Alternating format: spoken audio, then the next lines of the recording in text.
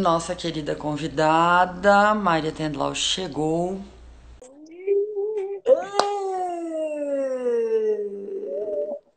Boa Eu noite. consegui. Boa noite, minha flor.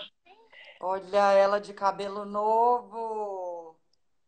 Ah, é uma homenagem à década de 80. Boa noite, queridos. Muito feliz de estar aqui. Bom, seguinte, estamos fazendo essas lives. Às quintas-feiras, quem conduz é o André Amaro, ator brasiliense, formado na Faculdade do Sina. E às quintas-feiras é um recorte de realmente receber gente que já passou pela faculdade, já passou pela fundação. Às terças-feiras aqui comigo é esse enfoque de falar de mestres do teatro brasileiro e espaços de formação. Então, Certo. é muito bom ter você aqui comigo, que sempre foi uma mestra minha, em diferentes espaços e que é uma artista que pensa educação em toda a sua prática já há muito tempo aí. Mas eu Uhum. queria que você começasse se apresentando e falasse um pouco de como foi a sua formação e quem foram os seus professores mestres. É Opa, Caí. caí. Eu caí sob o peso da apresentação. Então, meu nome é Maria Tendlau e a Raíssa falou que fui mestre em alguns momentos dela, mas foram contingências da vida, não exatamente porque eu tenho uma formação muito diversa da dela, me parece. Eu comecei minha vida, eu vim de uma família de artistas, na verdade, né? Meu pai era de teatro, mas nunca me incentivou assim. Aí eu desde muito cedo queria fazer teatro. Queria fazer teatro e fui para prestei o vestibular para entrar na ECA, no curso geral de teatro, eu queria ser atriz, e acabei, por uma coincidência, entrando no curso de licenciatura. Não era a minha pretensão inicial, eu queria ser atriz. Mas essa foi uma das melhores, acho que, coisas que aconteceu. Isso foi na década de 90, no começo da década de 90, e aí lá eu conheci como mestra a Ingrid, que atualmente foi minha orientadora de doutorado, a Ingrid Dormieco dela, que é uma figura importantíssima no Teatro Educação do país, e é uma brechiana também. Aliás, eu vim com a minha camiseta de lives, eu sempre visto ela, que é incrível. E, e aí, é engraçado, na verdade, a minha aproximação com Brecht é anterior à faculdade. Eu tinha uma professora muitíssimo querida, chamada Maria Tereza, eu não vou lembrar o sobrenome dela, ela foi professora de história, essas coisas que existem, né? Os professores, algum professor no ensino médio.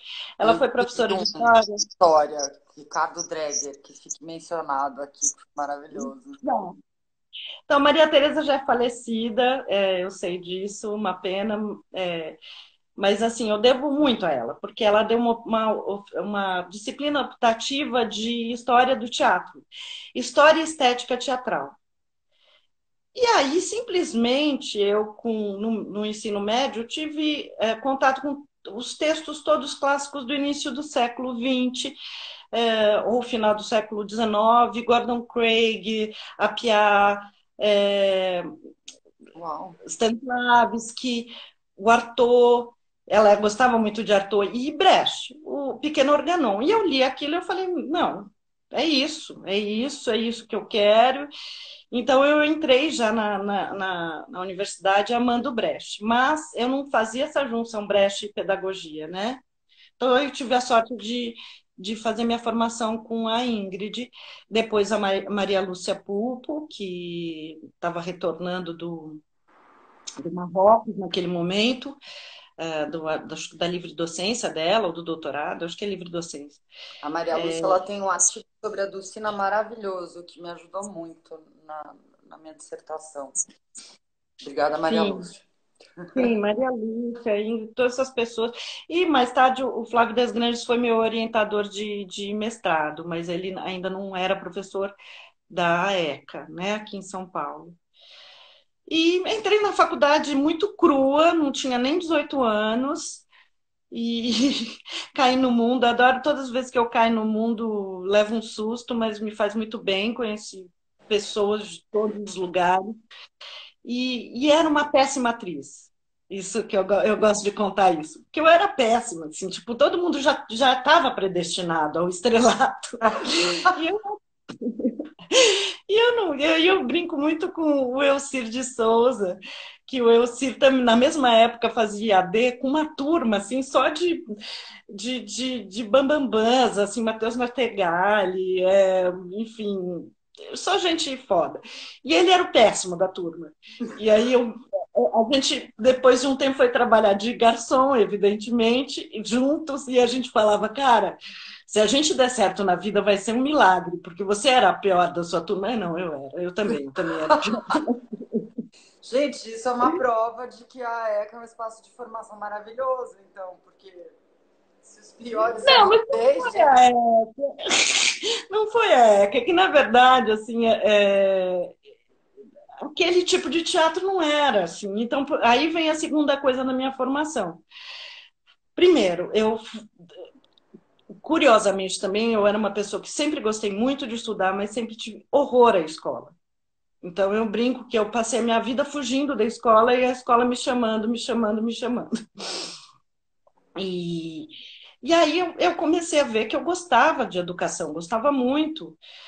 E saí, me formei, no mesmo ano que eu me formei, minha mãe morreu, eu tinha 21 anos, não, 23 anos, muito nova, não sabia o que fazer, fui para o Rio de Janeiro tentar ser atriz da Globo, aquelas coisas tudo. Aí voltei para São Paulo e na época tinha um projeto chamado, eu não lembro, era do Sesc. E eu me juntei com os amigos, fui me apresentar uma coisa lá que até foi premiado, depois virou um espetáculo, mas eu depois me saí. E quem era jurado era o Sérgio de Carvalho, que também era recém-formado, mas eu já era jornalista, então acho que ele escrevia crítica para o jornal, então ele era o jurado do negócio. Lá pelas tantas me liga. Ah, eu vou contar porque é engraçado, vai. Conta, Anedota. total. Eu no Rio de Janeiro, mal, porque nada dava certo. Eu no Rio de Janeiro, mal, porque nada dava certo. É... Voltei para São Paulo deprimidíssima. Falei, ai meu Deus, minha vida não. Aí meu pai, que é espírita, falou: não, vai lá no centro espírita fazer uma consulta, porque você está muito baixo astral. Aí eu falei: tá bom, vou. Aí fui no centro espírita e era uma. Fui fazer uma consulta com o espírito, era uma preta velha, e ela falava assim: minha filha, a gente te protegeu, né, minha filha? Sei lá, no Rio de Janeiro, seria péssimo para você, a gente está te protegendo, tá? Mas, ó, daqui a 3 meses você vai receber um convite, você aceita. 3 meses depois, toca o telefone da minha casa, Ah, que o para. Abreu. Não, juro por Deus, eu entrei no latão por causa de uma preta velha. Acho que o Sérgio nem sabe disso. E o Abreu me liga. Na época também não era o que o Abreu, era o que o Abreu, sei lá, que era assistente do Sérgio. Me liga e fala: olha, é o seguinte, Maria, eu sou assistente do Sérgio de Carvalho, ele viu aquela prova lá que vocês fizeram, e ele gostou muito do trabalho, ele está fazendo uma montagem, queria te chamar. É uma montagem do Danton do Bichner. Você conhece? Eu falei: sim, lógico, maravilhoso, tal. Tá bom, então que dia eu vou lá, tal. Desliguei o telefone, falei: caralho, Danton, eu acho que era uma coisa sobre Revolução Francesa, o que que é isso? Atrás eu não tinha ideia. Aí, enfim, vi Claro, Danton, maravilhoso. Revolução. Sim, não, eu falei: 3 meses, aceita, eu aceitei. Se eles me convidassem para fazer Chapeuzinho Vermelho, eu estava aceitando. E assim foi que a gente fez. Eu entrei no elenco para Nossa, fazer o tô ensaio. chocada que foi uma coisa assim, audição. Que não era que vocês já não se conheciam por Não, a gente não outras. se conhecia. E não foi audição, na verdade foi a audição do outro espetáculo, que era Tá. uma. E aí ele me chamou, ele gostou do que eu tinha feito. E é engraçado, porque como eu já dizendo, eu não era, não me senti uma boa atriz, na verdade eu descobri que eu era boa atriz quando eu fui para o Rio de Janeiro. Porque daí lá no Rio de Janeiro, realmente tudo que eu sabia fazia diferença. E aí eu falei, porra, não, eu sei das coisas, eu tô sabendo de alguma coisa. Então foi assim, eu morei um ano lá no Rio e, e aquilo me deu deu um gás. Então quando eu voltei para São Paulo, fiz esse trabalhinho que o Sérgio viu, eu já estava mais assim, fornida, né? Aí me chamou e eu fui. E Mi, aí, sim, não, desculpa interromper. Vou fazer uma pergunta na lapada, que eu acho que eu devia fazer no final da live, mas vou fazer já. Você falando que fez diferença, né, no Rio, as coisas que você sabia. Mas ao mesmo tempo você falou também que sempre fugiu de escola. Você acredita em escola de teatro? Você acha que é importante? Você acha que funciona? Você acha que é sim. necessário? Sim, eu não sei exatamente a forma da escola. Eu fiquei pensando nisso antes, né, da gente começar. Não sei exatamente a forma, porque eu acho que ela não dá conta da formação. Eu e eu acho que todo mundo tem lacunas gigantescas na formação. Então, só para exemplificar, eu estou pelo TUSP, onde eu estou trabalhando, no Teatro da USP, eu estou fazendo uns podcasts que acabou se direcionando para teatro brasileiro, historiografia do teatro brasileiro.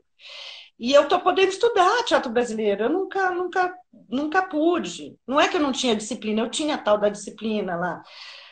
Mas é o que eu disse, eu tinha 18 anos, entendeu?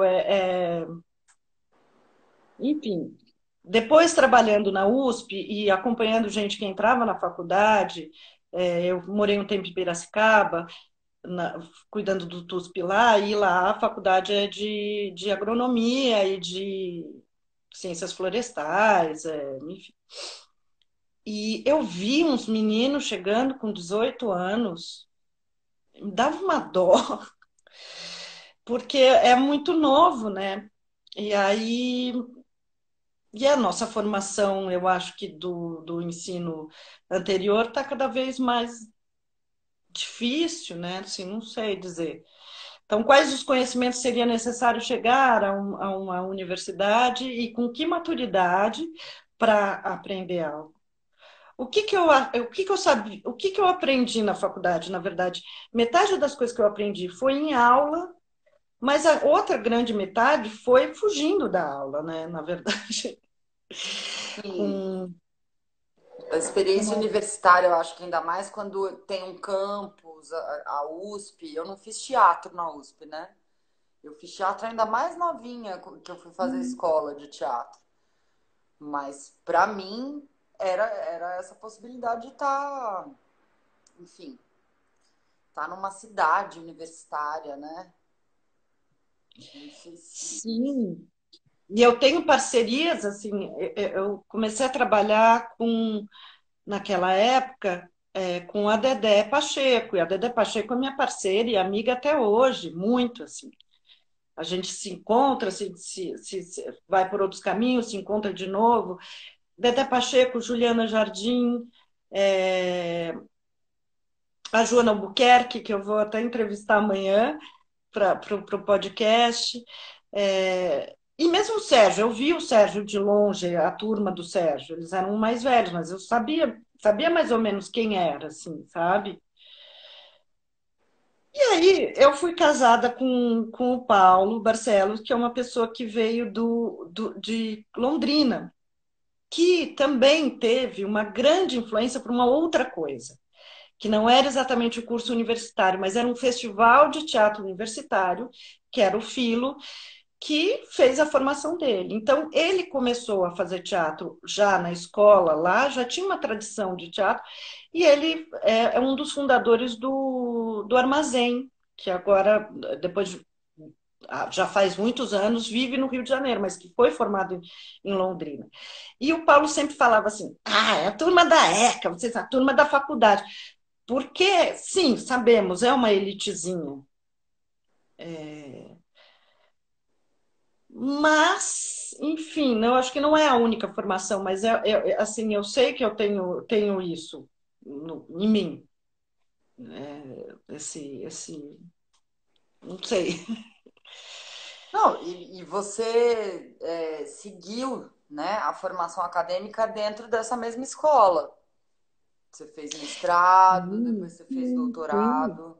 sim, sim, sim. Então, né, ó, tá cheio de amigos chegando. Samantha, do Alivia, Carinha, Samanta, USP. o Rogério.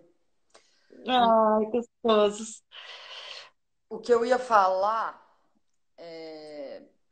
além da academia, desses outros espaços de formação que são os festivais, por exemplo, onde a gente encontra outros grupos, teve um projeto de ocupação do latão no Centro Cultural São Paulo, que para mim foi um momento de formação quando eu fui assistir vocês, que vocês já estavam em repertório. Eram 4 peças. Sim. Você lembra que ano foi isso? 98, 97, 98, 99, talvez. 99. Acho que 98 a gente ainda estava no Arena, acho que foi 99. Você faz parte de uma turma de pessoas que estavam lá por perto do Latão e que depois formaram o 19, alguns de vocês, O e tablado, principalmente, é muito tablado, não, primeiro, dessa desculpa, experiência. é, o tablado, e O depois, 19 é mais filho do Vertigem, né? Por causa do sim, Tom. sim, sim, Tablado de e, Arruar. sim, não é tablado, não é o Teatro Tablado no Rio, é o Tablado de Arruar. Tablado de Arruar de E São tem Paulo. esse nome porque começou como um teatro de rua, né? Hoje em dia tem esse outro, acho que talvez seja mais conhecido pelas dramaturgias mais recentes que são de sala, né? E para chegar no E lugar, que eu acho que a gente teve uma coisa muito boa, que não sei como é que está agora, me diga como é que você sente o panorama atual, mas de muitos grupos formando outros grupos. E os grupos se ajudando a se formarem uns aos outros. O Rogério sim, está aí, mas a nossa experiência com o Coletivo Bruto, quando a gente viajou e fez os intercâmbios com Bagaceira, com Cláudio Shakespeare, isso para mim foi uma experiência extremamente formadora. Poder ir nas sedes dos outros grupos sim. e trocar. Sim, eu acho que eu dividiria minha formação e depois, quando eu passei a formar, vem dessa experiência, eu dividiria minha formação entre duas coisas. O teatro na ECA, que eu destacaria a questão da pedagogia do teatro, e depois, dentro do Latão, num momento do movimento de teatro de grupo muito importante, que foi o movimento que criou o Arte contra a Barbárie, que deu origem à Lei de Fomento, e que foi gerando diversos outros grupos, foi gerando uma espécie de outro tipo de público, talvez, que ia nesses trabalhos, e depois, posteriormente, com o fomento e com os projetos daí da gestão da Marta, que era a gestão do Marco Aurélio Garcia na cultura, que depois virou Celso Frateschi, criou vários projetos que daí foram se espraiando pelas periferias, né? Não que não houvessem outros projetos já há muito tempo nas periferias, mas assim, aqui na cidade de São Paulo, essa ideia de que o grupo formava era a ideia básica do vocacional, né? O que a gente vai fazer? A gente vai formar grupos.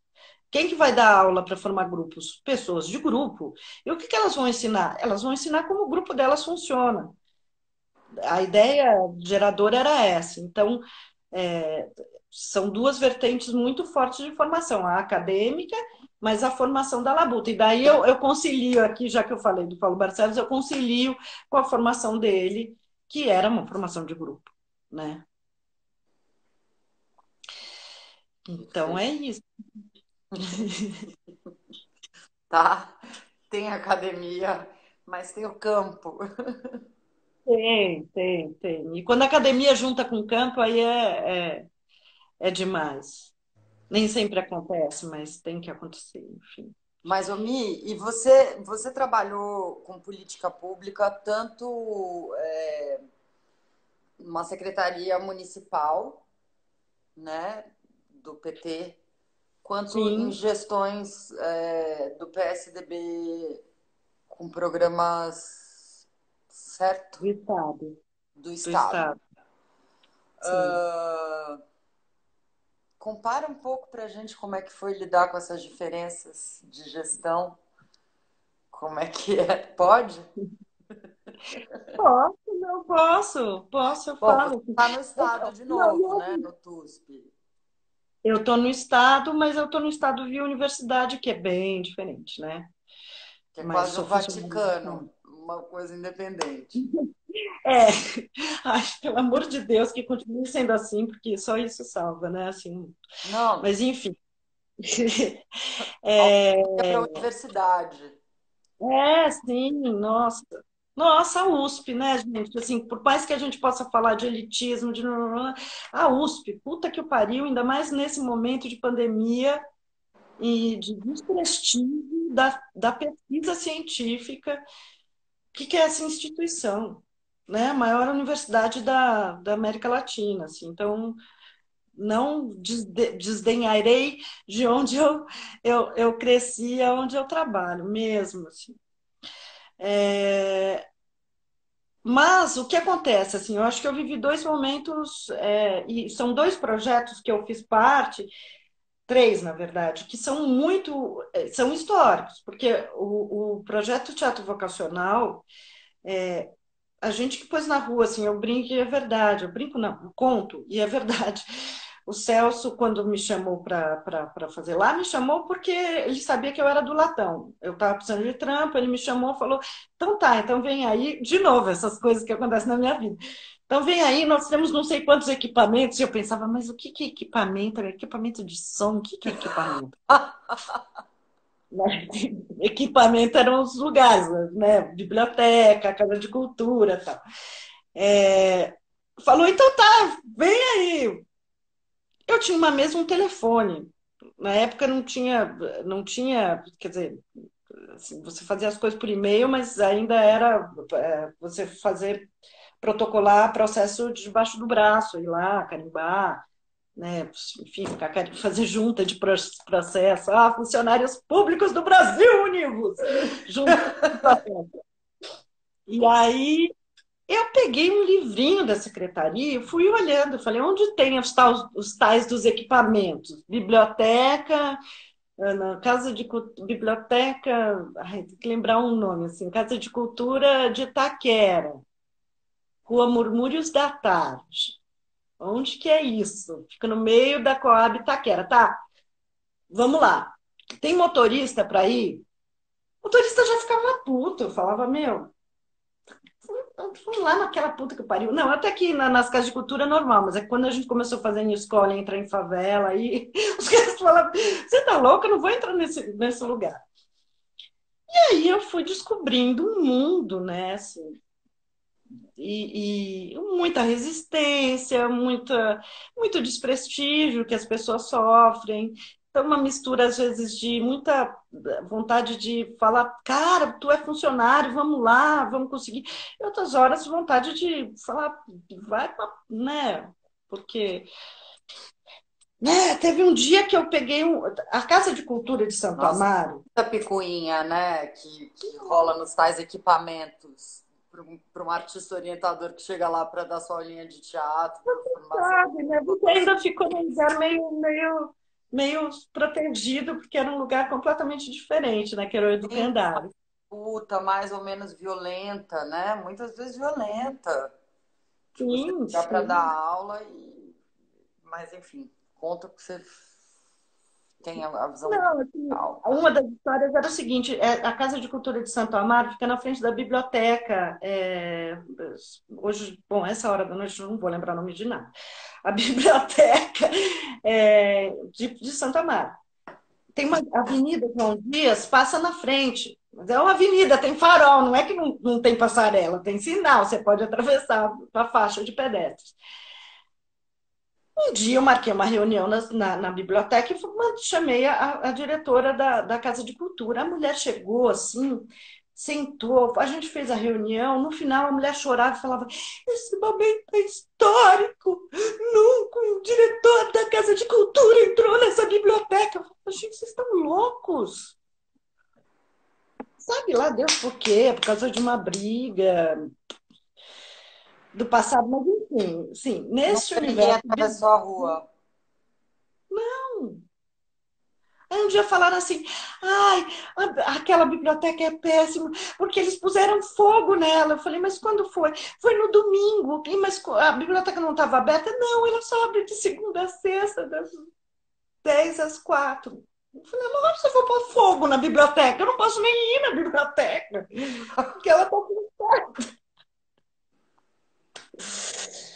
Mas enfim, Gente, o maior agradecimento de ter passado por essa escola assim na veia, né?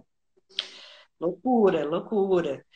E fizemos o trabalho. Aí desenhamos todo o projeto vocacional, criamos equipe, criamos forma de contratação, formação, piriri, piriri.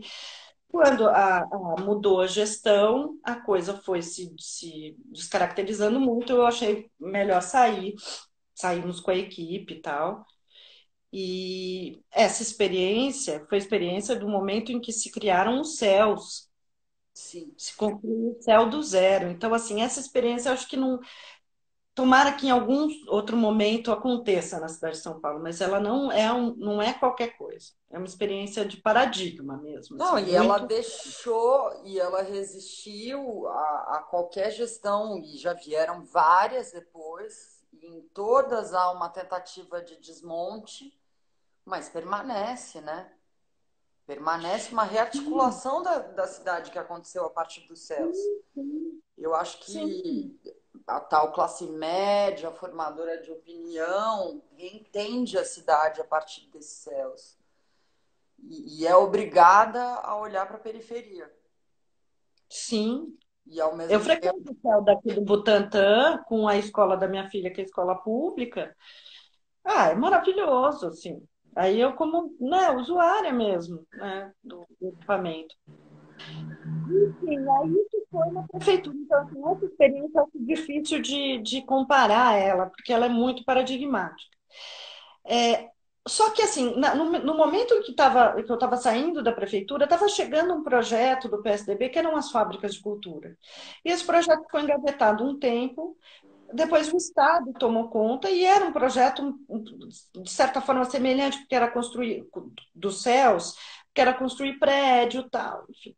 Projeto grandíssimo. De novo, eu estava num lugar acontecendo a coisa do zero em relação aos prédios, né?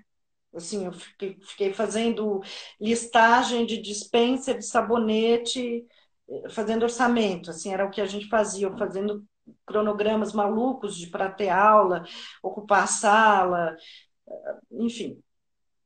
E não cheguei a participar do Fábricas nos prédios. Na época, o Fábricas trabalhava em função, eu trabalhava junto com o projeto espetáculo, que acontecia junto com as ONGs dos bairros.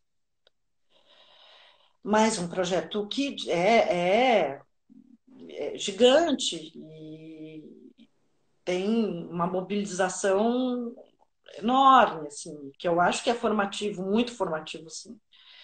Então, eu só não sei, na verdade, o quanto, e isso já era um problema quando a gente fez o vocacional, o quanto que essa formação não cria uma certa ilusão de um mercado, como se fosse uma formação profissionalizante, que te levasse para um pretenso mercado de arte, quando não existe. E aí os problemas passam a ser os mesmos problemas que dizem respeito à nossa vida de artista tentando inserção no mercado.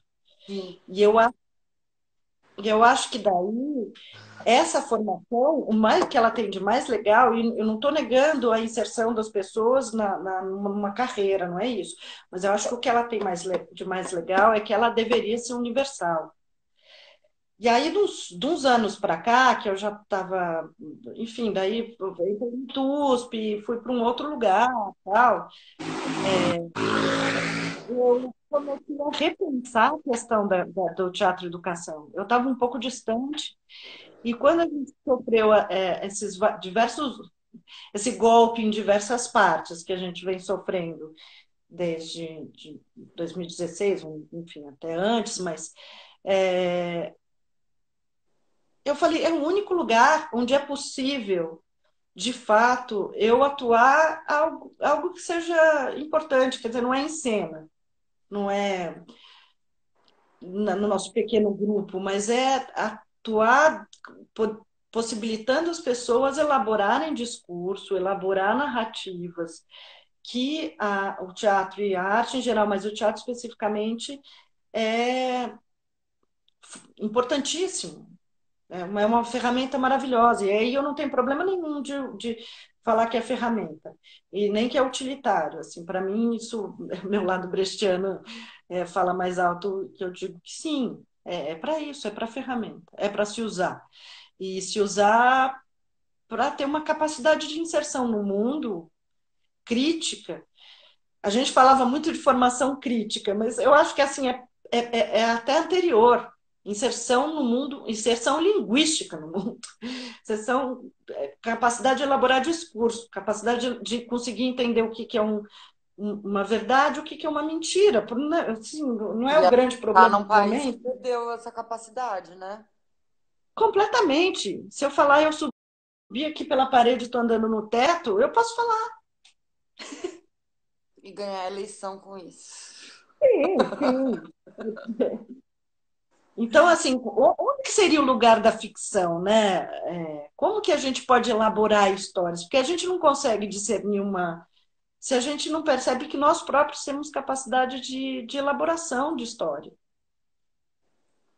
É ambíguo, isso eu teria que ficar falando muito tempo, mas assim, uma coisa é entender a história como materialismo histórico, como fato, e outra coisa é entender a capacidade de narrativas. Aí é o outro B da minha vida, que é o Benjamin. Né? Outro B da minha vida. Deus, meu Deus. Espero que eu não tô com meu uísque aqui. Eu tô com meu vinhozinho. Ai, tô com inveja. Ah, você não gosta. Ô, Mi, Maria, é, como é que é ser professora para você? Você tem prazer em dar aulas? Porque você formulou muitas políticas de espaços pedagógicos, mas você Eu já. gosto, eu gosto muito de dar aula, mas eu tenho uma característica. Eu sou melhor coordenadora de professores do que professora, eu acho. Eu gosto muito de dar aula, mas eu gosto muito de pensar formas e trabalhar com educadores. Isso eu acho que é uma coisa que eu tenho de mim, assim, mesmo. Hoje em dia, você está passando por isso também, quarentena, com a mãe, em que a gente tem que ensinar coisas tipo alfabetização para as nossas crianças. Eu adoro preparar aula para a Tereza. O problema é que, assim, né, para a Tereza, minha filha, o problema é que é muito difícil, né? Por que que eu estou falando isso? Na verdade, que eu acho que É papéis se outro misturam. lugar. Se Aula para misturam e daí fica filha de complicado. alfabetização já é uma outra coisa completamente para mim do É que que eu eu tenho faço. pensado assim, eu estou sendo questionada no meu lugar de professora, cara, eu não consigo ensinar minha filha. Nossa, eu distingo completamente dessa crise. Eu não tenho. Pô, que bom. Eu também não sei por que que eu misturei, na verdade. Não é, professor não pode ser professor de tudo, né? Sim. Enfim, filhos à parte. Mas quem foram os seus grandes professores? Você falou já, né? Ingrid, Maria Mas Luísa. não, mas eu vou vou acrescentar, tá? Meus Tá. grandes professores foram pessoas que me ensinaram coisas para a vida toda. A Ingrid, a Malu, o Sérgio de Carvalho, o Márcio Marciano. Isso eu estou falando como mestres, fora os meus parceiros do Latão, Sim. todos. A gente pode É, ter mestres parceiros, né? sim, sim, né? Da minha geração do Latão, que é a Georgette, o Otávio, a Débora, Lobo, o Edgar Castro. É, fala nome e sobrenome, porque apesar do Ah, tá, Débora ter, Lobo, tá num espaço. Edgar Castro, a Georgette Fadel, o Otávio Martins, Gustavo Bayer, Vicente Latorre. Era essa turma, olha só. Gente, o E aí Gustavo tem até Bayer, ele filme. faz muito tempo que eu não o assisto em cena. Eu Ele acho que ele não tem feito não. teatro. Ele estava fazendo umas coisas de música, de gravação, que ele gostava, tal. E aí, em seguida, o Celso, com certeza, Celso Frateschi. Quero falar do Reinaldo Maia, Ah, também, que é meu amigo querido e que foi muito importante para mim.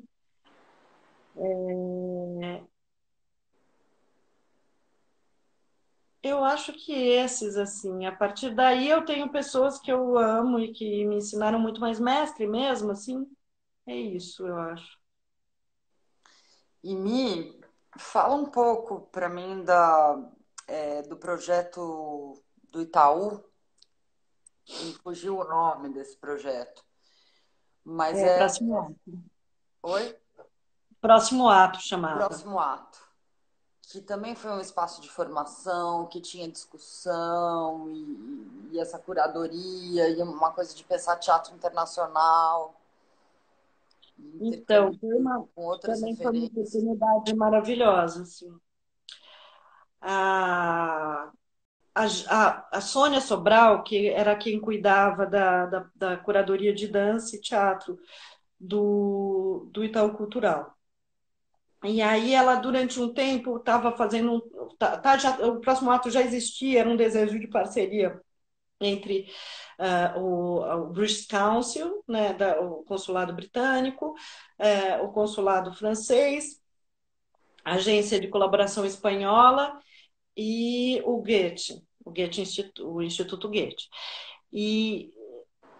E o Itaú. E eles queriam fazer um pouco de uma coisa sobre teatro contemporâneo. Muitos desses institutos eles têm uma carteleira, né? Tem uma coisa de divulgar os artistas desses países e trazer, tal, muito legal. Só que a gente chegou num momento, e olha só, era o Joachim, que eu acho que ainda estava lá no Goethe, e que era diretor da parte da América Latina lá. Coincidiu de nessas agências internacionais também ter um pessoal muito legal envolvido que estava a fim de dar uma chacoalhada mais profunda. E aí a Sônia falou: bom, então eu vou chamar uns amigos para conversar. A Sônia tem essa coisa muito legal, assim, ela chama, né? Vamos ver, senta comigo, toma um café. O que você acha que o Itaú podia fazer?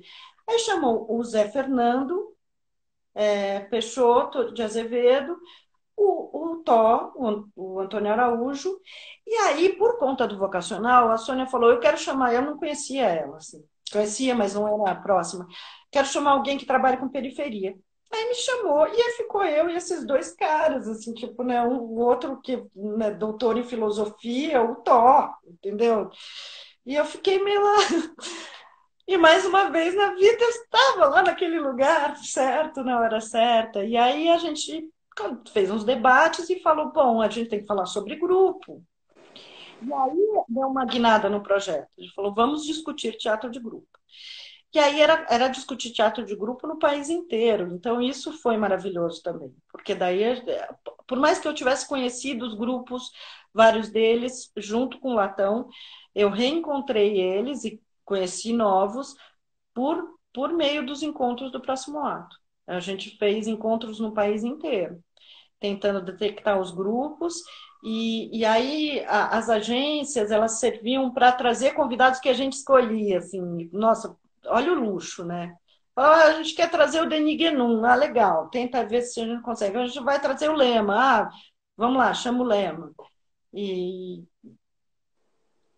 Nossa, com imagina, o dinheiro Lema para. que depois tomou Sim, conta de 99 a cada 100 artigos de teatro sim. publicados. E na época, gente, você frequentava os encontros, eu lembro que eu falava, eu quero fazer teatro contemporâneo. Isso foi bom para mim. Eu não acho que a gente tenha que ficar fazendo só teatro contemporâneo, mesmo, assim, acho que é Jura? complexa essa Acho que a questão. gente tem que fazer Não, tipo teatro clássico. contemporâneo no sentido. Não, não, contemporâneo no sentido do. Tá, Entendeu? Só transportar a melodramático. A forma. Só linguagem transportar a melodramática. forma. De só transportar a forma. Eu fui procurar, inclusive nas universidades, eu fiquei um pouco chocada. Eu gosto de performance. Eu realmente eu sou da esquerda que não tem problema de desbunde, não, assim, de boa. Mas eu fui fazer pesquisa para ver quem eu chamava de podcast. Todo mundo está estudando performance, não dá para todo, entendeu? Começa a virar assim, tipo a pílula da vez, assim, os corpos, pá, Deleuze, pá, não sei o quê, pá, pós-dramático, pá. Eu E acho aí que isso me a dá uma certa UNB tá aflição. totalmente assim. Dos Eu acho bom que a gente saiba que o teatro não é só um, e por isso ter contato com essa vanguarda, sei lá, não dá para usar a palavra vanguarda, mas com o extremo contemporâneo europeu, enfim, é interessante, é do caralho, né? Você vai na MIT, você fica, tudo bem, ok, lindo, maravilhoso. Mas eu discuto muito com minha amiga Bernadette, que é uma defensora do teatro hipercontemporâneo, ela, né, assim, a Bernadette Alves, só que eu tenho uma questão com ela que é assim, eu amo teatro alemão contemporâneo, mas eu sei que não adianta eu fazer o teatro alemão contemporâneo, fazer só isso não vai adiantar, entendeu? E eu vou continuar num lugar, num Olimpo, de sei lá quantas pessoas. Então, quando eu quero fazer teatro alemão contemporâneo, quando eu fico tentando, né? Lógico que eu não consigo, mas tentar fazer teatro alemão contemporâneo, eu faço, mas aí eu tenho que saber a dimensão. É para aquelas poucas pessoas, não tem que achar que o mundo vai parar para ver, não vai parar para ver, não vai fazer a menor diferença. Então, eu prefiro falar, não, tá, então, minha atuação como ser humano Esse, para o mundo vai ser junto ao teatro e educação. Essa outra parte, eu só não tenho ilusões de que é que esse ela tentar é não muito é. o teatro brasileiro, né, Mi? Você fala isso e eu ouço ecoar a Dulcina de Moraes, que é uma atriz, enfim, de outra escola completamente, né? Do anti-teatro contemporâneo. Ela era ultrapassada já há muito, né, tempo em termos de Uhum. linguagem, porque, enfim, vinha de uma comédia mais marcada, de um teatro mais caricato mesmo, porque de uma outra época. Mas sempre lidando com essa dificuldade de fazer teatro no Brasil, e com isso das nossas condições materiais nunca nos proporcionarem o mesmo tipo de linguagem, né? De sempre ter que ser uma reinvenção da precariedade, uma discussão da precariedade, uma linguagem da precariedade. Então, um dos encontros do próximo ato, inclusive é legal você falar isso, a gente tematizou como a estética da fome. A gente utilizou o Glauber como provocador, porque era isso, assim, a precariedade está posta, ela tem que ser reconhecida enquanto, né, Aí eu gosto possibilidade. mais do Paulo Emílio até do que do Glauber, que é o subdesenvolvimento no Brasil não é uma etapa, é uma condição. Sim, sim, sim, sim. Não, não, perfeito. E daí isso também coloca em xeque todo um projeto de esquerda etapista, ou sei lá, que via nisso uma situação a ser superada, né? É, há pouco tempo eu conversei com a professora Maria,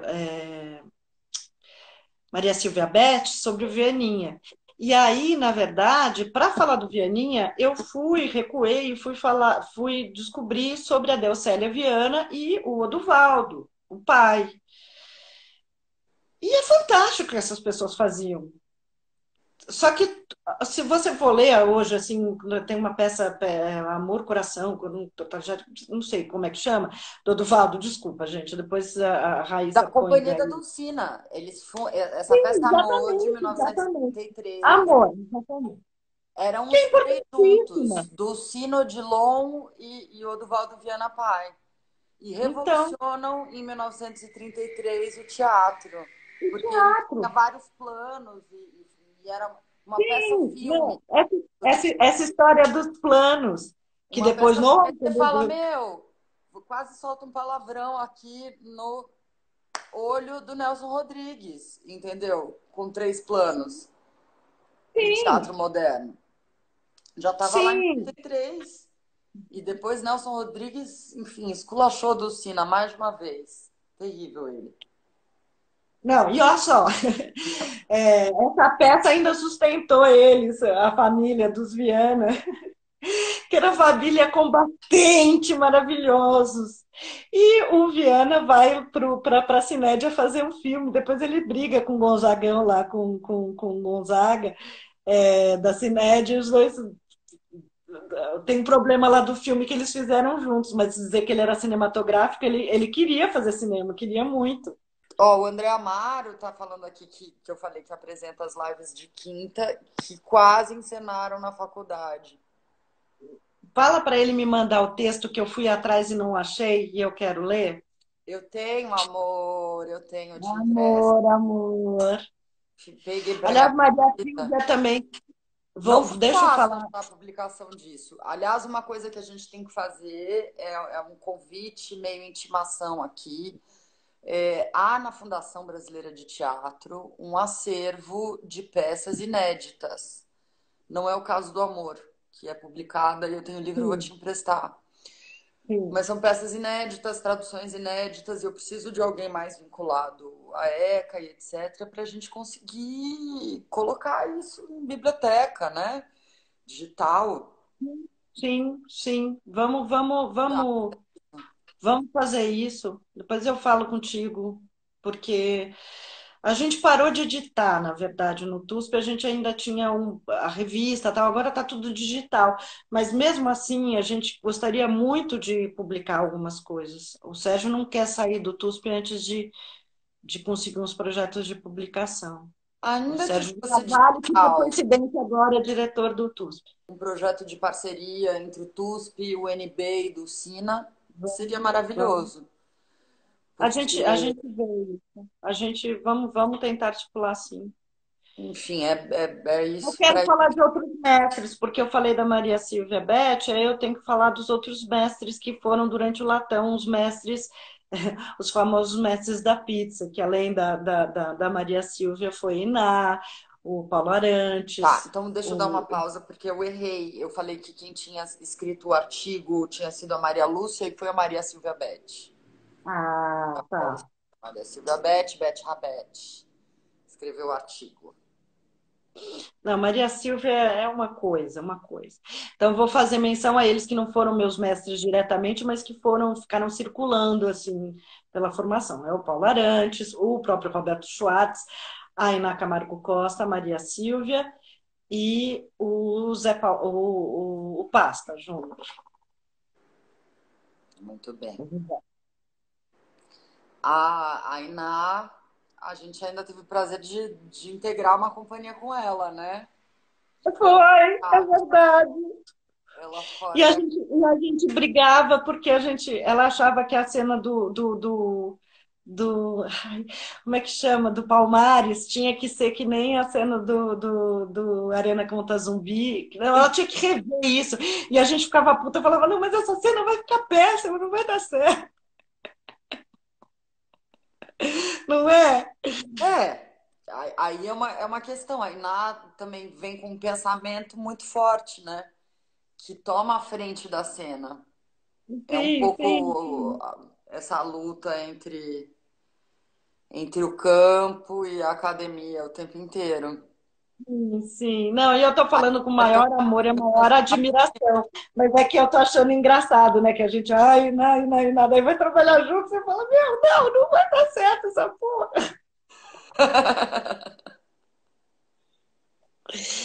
Ai, Iná, beijos pra você. Você não vai estar vendo essa live porque você não tem nem celular, nem computador para isso, mas nem com Instagram, mas tudo certo. Tô te mandando um beijo para que todos saibam que eu te amo. Gênia, gênia. Mas eu quero falar de agora, Mi. Eu quero falar do que você acha que está acontecendo com o momento de agora. Porque eu concordo com você quando você faz essa análise de que, de alguma forma, todas essas políticas culturais que permitiram uma nova força do teatro na cidade de São Paulo, fim dos anos 90, começo dos anos 2000, é, inflaram um certo mercado, né? Inflaram uma ilusão de formação para mercado, mas ao mesmo tempo formaram públicos. Eu não sei Sim. como está a cena hoje. Eu, enfim, passei os últimos 5 anos em Brasília, eu perdi um pouco mesmo o olhar de análise. Eu queria ouvir de você, assim, como está a cena? Porque eu sinto que alguns anos atrás, é isso, o teatro em São Paulo ele estava muito potente, teatro de grupo, enfim, não só em São Paulo, o movimento brasileiro, os festivais muito fortes. Eu não sei se é porque eu também entrei um pouco na academia, no mestrado, virei mãe, fui para gestão cultural, mas eu tenho uma certa impressão de que essa força combativa, essa arena, já não está numa. Bom, impressão, né? Todas as estruturas de cultura estão sendo desmontadas. O Sim. país está sendo desmontado. Mas, Eu enfim, não sei, Raíssa, porque assim, eu acho que tem duas coisas. Tem um lugar que tomou um pouco à frente de formação de outras pessoas, que foi a SP. E o que eu vejo hoje é a SP Escola de Teatro, né? Que tem em São Paulo, mas também tem em Mato Grosso. O que eu vejo hoje é algumas frentes diversas que começam a tomar o protagonismo e que são também muito interessantes. Se por um lado a gente tinha uma questão de grupo, acho que da nossa geração, eu sinto hoje uma nova geração de dramaturgia, que não é uma dramaturgia de grupo. Eu acho que isso tem a ver com o SESI, tem a ver com o SP. Pelo menos eu estou falando do universo de São Paulo, tá? Não tenho tá. noção do resto do país. Não porque não esteja acontecendo, está acontecendo coisas. Mas é porque eu não estou focada no meu quintal aqui de trabalho. Tem questões que surgem como pautas identitárias, mas que eu acho que trazem outra coisa para a cena, que essa é a questão do teatro negro, a questão questões de gênero aparecendo na cena, e, de certa forma, a periferia ela aparece contemplada também nessas questões, porque está dizendo de algo que não estava em cena e passa a integrar a cena. Eu tenho dramaturgias maravilhosas que eu reconheço agora assim surgindo, mas ao mesmo tempo eu sinto ainda uma grande dificuldade de formação para a cena. Por isso é ambíguo, né? Porque eu acho que a gente teria que ter uma formação extremamente contemporânea por um lado, de formação de pensamento crítico. Por outro lado, eu acho que a gente tem, até por esse histórico Brasil, a gente teria que entender melhor como é que funciona uma certa dramaturgia, não para reproduzir ela, mas para que a gente retomasse algo que eu acho que foi esfacelado, foi perdido. Estava eu numa comissão com o Paulo Bio, que agora é professor na UFMG, e que é crítico de teatro aqui em São Paulo, e a gente era uma comissão interna lá do TUSP, não tinha nada muito assim, mas enfim, como a gente faz parte de comissão bastante, eu e ele, a gente começou a ticar todas as dramaturgias de confinamento.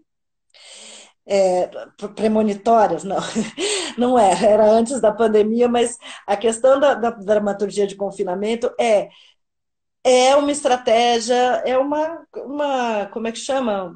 Um cacuete dramatúrgico, né? Eu não sei o que fazer, eu boto 3 pessoas presas num lugar para ver se acontece alguma coisa. É uma habilidade muito primária do drama. Então, você percebe que tem uma deficiência de formação fora essa dramaturgia que está surgindo, que eu acho que tem muito interesse. Existe uma grande quantidade de gente que eu acho que não tem ferramenta suficiente. Eu me incluo nisso, não estou falando que eu saberia fazer, tá? Eu acho que eu também não saberia. Mas nossa geração que vem do teatro de grupo, de trabalho em sala de ensaio, de dramaturgia levantada em sala de ensaio, às vezes a gente carece de uma formação talvez mais completa em relação ao drama. Olha, eu estou falando isso, eu, a pessoa do teatro épico, mas eu acho que Né? é. A gente disse que dá pra fazer live na madrugada. Oh, tô numa joga muito louca, quero drama. Muito bom. Eu tava pensando em mudar o horário, acho que eu não vou mais mudar. Eu preciso de verdades, né? Ah, mas só sei que eu e Paulo Bill ficava mandando para ele, ele mandando para mim, assim, no WhatsApp. Elevador, poço, cela. Era tipo, todo lugar onde alguém pudesse ficar preso, ficava para poder ter teatro, entendeu? E eu detesto quando isso é transposto para o cinema. Você já viu umas Ah, sim, adaptações? sim, Nossa, sim, sim, infernal. Infernal sim. dramaturgia de confinamento no cinema. Porque o cinema Então, e a precisa gente. estar, né? Ele precisa É. Não, tudo bem que o orçamento não dá para ter muitos sets de filmagem, mas. de imagem de arquivo. Pega lá na Biblioteca Nacional, tem umas imagens maravilhosas sobre Brasil. Então, enfim, na verdade, eu acho que agora, estudando teatro brasileiro, a gente perdeu muita coisa, que a gente ganhou outras, mas perdeu várias, e que talvez valesse a pena a gente resgatar um pouco.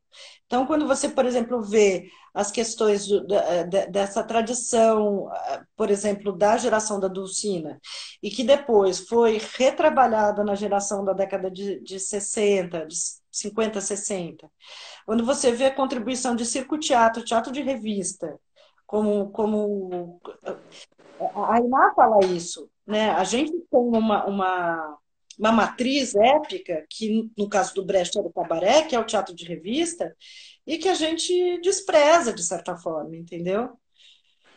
E talvez a gente devesse entender com mais cuidado isso. Não, não sei se mais rigor, porque não, mas com mais cuidado, mais carinho por isso. Aí acho que vale a pena ouvir o Paulo, ouvir o Glauber, enfim. Engraçado, é curioso, eu estava ouvindo uma live com o Matheus Nastergalli, você até falou dele aqui, da geração, do Ciro e tal. Antes da gente falar, porque ele também vai vir de convidado em alguma. Os convidados estão todos, se veio o Celso, vai vir você, vai vir o Zé Fernando. E eu prometo em breve ir ficando bem menos São Paulo cêntrica. Eu quero sair de São Paulo, gente. Eu estou muito em São Paulo, até porque é isso, eu estou na minha perspectiva de formação e Sim. confiando no meu duplo, André Amaro, para estar na perspectiva do Distrito Federal. Mas eu quero ir para os outros estados do Brasil e a nossa experiência, eu quero conversar com bagaceira, enfim, vai me ajudar. Sim, podcasts do TUSP a gente também está nessa. E a gente tinha feito uma lista só de grupos, que eu acho que a gente vai. Vou tentar fazer aqui. A gente tem pouca perna, assim. Mas para os podcasts, por exemplo, eu estou louca para falar com o Márcio Meirelles, eu não quero, sabe, assim, ir para uns outros lugares também. Preciso sair de São Paulo. E vamos falar sobre a Dulcina, né? Já está combinado, a gente só tem que marcar o dia. Vamos, por favor, falar dela. Vamos, enfim, deixar lá na memória e reconstruir essa memória. Porque é isso, Dulcina, ela Bom, aí eu já venho na defesa do meu mestrado, assim, e do meu fascínio por ela. Porque ela traz esse estigma da atriz sofredora que se sacrifica, esse inferno, esse fantasma da atriz sofredora que eu quero enforcar, mas que eu acho e que eu acho que marca todas nós, principalmente a atriz brasileira, né? Mas também o ator. E o outro que é pensar numa organização da categoria, que é pensar política pública, do jeito, enfim, dela, em 1900, sei lá quanto, 1900, porque ela passou o século XX inteiro pensando isso, ela tentou nos unir enquanto categoria, né? A Fundação Brasileira de Teatro é essa tentativa. E acho que, enfim, como eu fui de fora para Brasília e vi esse sonho e me encantei, eu acho que agora eu tenho essa vontade de mostrar para o Brasil, falar, ó, gente, teve uma atriz que traz uma trajetória, que traz um histórico de teatro brasileiro lá atrás, que pensou esse espaço para a gente se unir. Então vamos olhar para esse espaço juntos, como Brasil, e ter como uma casa do artista brasileiro. Assim. Vamos passar por lá. É complicado porque ele não é um espaço público, né? Então ele não vai ter a verba pública, que ainda é uma coisa que salva a cultura no país, sim, mesmo quando é da iniciativa privada, né? Porque uma fundação Itaú está lidando com dedução fiscal, que é dinheiro público em última instância, né? Sim, sim. A cultura no Brasil, ela não é de mercado. Sim, ela é. Isso eu falo para os meus alunos de cinema, inclusive. Eu falo, gente, não existe um filme brasileiro feito sem dinheiro público. Mesmo a Globo Filmes, que é a única grande produtora, trabalha com dedução fiscal. É sempre dinheiro público. E isso Sim. acho que é uma coisa forte também para a gente ter essa dimensão, né? Sim, Pedagógica. uma discussão, não, e é uma discussão profunda, assim, nessa história da pandemia, né, porque daí você vê o nível da precariedade, né, e ao mesmo tempo você estava falando o que eu via da situação aqui em São Paulo, a gente tem uma situação de disputa por migalha, porque as coisas não que é meio maluca, é como se a gente, as lutas que a gente já tivesse passado, tivesse que recomeçar, sabe? Bom, enfim, eu acho que essa é da natureza da coisa, mas é uma disputa, né? O fomento ao teatro é um lugar de disputa hoje em dia. Sim.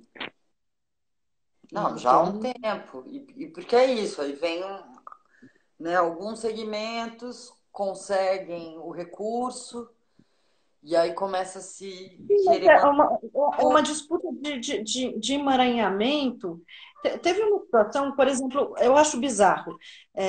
Desculpa, falar em emaranhamento, o que eu estou falando é de o que é produção comercial, o que é mercadoria, o que é financiamento público, o que é grupo, o que é. Entendeu? Essas definições que pareciam, de certa forma, terem ganhado algum contorno, se perdem novamente muito facilmente no roldão da sobrevivência, você vai, né, se embrenhando onde dá para se embrenhar, para estar fazendo teatro, para estar produzindo. Né, assim, então está tendo pandemia, a economia está parada, então vamos parar as coisas de cultura. Gente, quando que as coisas de cultura teve relação com as coisas da economia? Não tem, entendeu? Então, projeto público, que está lá, não, a gente vai ter que cortar o salário porque diminuiu a arrecadação do ICMS, entendeu? Tudo certo, diminuiu a arrecadação, mas você não pode justificar um corte de uma política pública por um recuo da economia, porque é dizer que a economia vive de verba pública, ou que o público vive da. Quando não, se é verba pública é para ser assegurada, não para ficar. Entendeu? Não tô desfalando, desdizendo que não tem crise. Mas é que eu acho que essa justificativa na primeira vai e corta o salário de um cara que trabalha na periferia. Assim, entendeu? trabalha para o Estado, na periferia, via organização social, e aí a organização social corta o salário em 70%. Que isso? Que justificativa tem? Mesmo na universidade, não ficamos livres desta ameaça. Ah, caiu a arrecadação, então a gente vai ter que cortar alguma coisa. Por sorte, a universidade se mantém dignamente, né? Como fala, não, peraí. Ah, se mantém dignamente ainda Estou falando da USP. no contexto, porque a gente sabe a situação da USP e, né, e mais drasticamente a situação das faculdades de humanas e das faculdades de artes, Sim, e das né? federais todas, né? Que eu estou Das falando federais, a mesma que eu estou coisa. falando de As Olimpo, que eu sei como é que é humanas, essa as professora. humanidades e as artes, elas estão sempre mais sucateadas. E a gente falando, e eu quero agora contemporizar minha própria fala. Então, eu falei que a cultura no Brasil vive de dinheiro público, mas ao mesmo tempo o mercado de cultura, e isso eu aprendi outro dia, já é o Gera terceiro muito mundial. dinheiro. É o Gera terceiro dinheiro pra mundial. caramba. Entendeu? Na verdade, assim, o que a gente precisa Tanto que fazer é agora eles tentar, transformaram a cultura em economia criativa. Virou um porque novo daí tem a termo. economia criativa para no nosso. Porque também é uma hipocrisia, entendeu? Na verdade, o que a gente precisa é se juntar para a gente conseguir entender que eu acho que quando a gente. O Arte contra a Barbárie foi um avanço, não por causa que foi por um avanço para um grupo, foi um avanço de entendimento. Né? Ai, olha, na verdade, a gente não tinha pensado nisso, funciona desse jeito. Não é que não tinha pensado individualmente, de repente era um grupo de pessoas pensando juntas sobre isso. Que é diferencial, o que é? Cultura e mercado cultural que gera muita renda. Para cada R$ 1 investido, gera R$ 3 de retorno. E que é o que garante o poder no mundo, né? A indústria cultural é o que garante o poder, a supremacia imperialista americana. Esse discurso bem datado, mas é isso, né? Outro dia estava uma pessoa discutindo. Ai, os desenhos da Marvel sempre foram sobre os oprimidos. Gente, mas em nome de quê, né, esse discurso? Da Marvel. Então, assim, vamos saber diferenciar o que é isso e o que é produção de pensamento da cultura de uma comunidade, de um país, de um bairro, uma etnia, sei lá, que precisa ser preservado enquanto bem imparável, não mercadológico. E isso precisa ser preservado pelo poder público, porque isso garante a saúde e a existência mental das pessoas. E, por outro lado, tem que se entender, sim, a economia da cultura como algo que gera, não me venha com esse papo de que não gera, porque gera, entendeu? E a gente vai ter que saber diferenciar, porque senão a gente fica aqui, ó, no meio das duas coisas, achando que a gente é uns merda e que sei lá, e sendo xingado de mamador Que a de gente teta não de tem Estado. utilidade para o mundo, né? Tem utilidade e tem ganho financeiro, Sim, lucro, sim. Mas a gente não precisa empregabilidade. se justificar pelo que é mercadoria cultural. Mercadoria, né? Assim, é preciso existir musical? É preciso existir musical. Muita gente vive fazendo musical, ganhando dinheiro. Agora não, tá difícil, tá fodido, mas é, vive disso. É importante, é legal, é bacana, é diversão para as pessoas. Existe uma outra coisa, que é uma dimensão do artístico sem ser mercadológico, que tem que ser preservado como que é. E uma coisa não pode competir com a outra, porque, né, gente, é isso que a gente faz, fica brigando. Não sei, talvez seja meio ingênuo o que eu falei agora. Não, não é. Eu estava pensando até em expandir seu pensamento na esquerda se dividindo, Sim, enquanto eu acho a que na hora que eu falei a direita, gente vai ficar se batendo, eu lembrei da esquerda.